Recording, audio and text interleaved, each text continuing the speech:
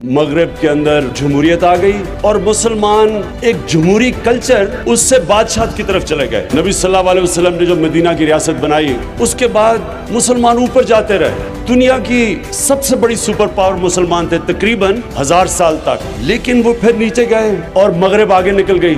تو علامہ اقبال اور ان سے پہلے شاہ ولی اللہ، ان سے جب پوچھا گیا کہ یہ کیوں مسلمان نیچے گئے اور مغرب آگے نکل گئی، تو انہوں نے کہا کہ مغرب کے اندر، یورپ کے اندر جمہوریت آ گئی اور مسلمان ایک جمہوری کلچر جو مدینہ کی ریاست تھی اس سے بادشاہت کی طرف چلے گئے۔ یہ یاد رکھیں، بادشاہت میں میرٹ نہیں ہوتی۔ جب اورنگزیب اس دنیا سے گیا تو ہندوستان کا جو مغل انڈیا کا جو جی ڈی پی تھا وہ 24% تھا دنیا کا جی ڈی پی، یعنی کوارٹر دنیا کی جو ساری سب سے زیادہ جدر دولت تھی وہ ہندوستان میں تھی۔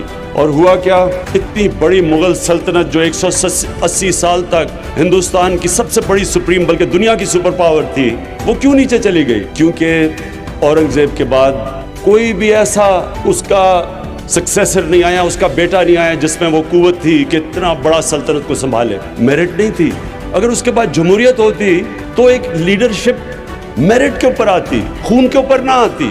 تو کہاں 180 سال 6 مغل بادشاہ رہے، ایک سے بہتر بادشاہ آتا رہا، لیکن اورنگزیب کے بعد تقریباً 17 سال میں 6 بادشاہ آ گئے۔ کسی میں بھی وہ طاقت نہیں تھی کہ اتنی بڑی سلطنت سنبھالے، کیونکہ میرٹ نہیں تھی، خون تھا، خون کے اوپر سلیکشن تھی۔ اور وہی تھا عثمانیہ سلطنت جو بھی دنیا کی سپر پاور تھی۔ سلیمان کے بعد کوئی بھی ایسا سلطان نہیں آیا جس میں وہ صلاحیتیں تھی کہ اتنی بڑا اوٹومن ایمپائر کو سنبھال سکتا۔ تو مغرب کیسے آگے چلے گی؟ وہاں جمہوریت آ گئی۔ جمہوریت پہ خون پہ سلیکشن نہیں تھی، میرٹ پہ تھی، اور جتنی اچھی جمہوریت اتنی زیادہ میرٹ۔ تو میرٹ ایک سب سے اہم چیز ہوتی ہے ایک قوم کے اوپر آنے پہ۔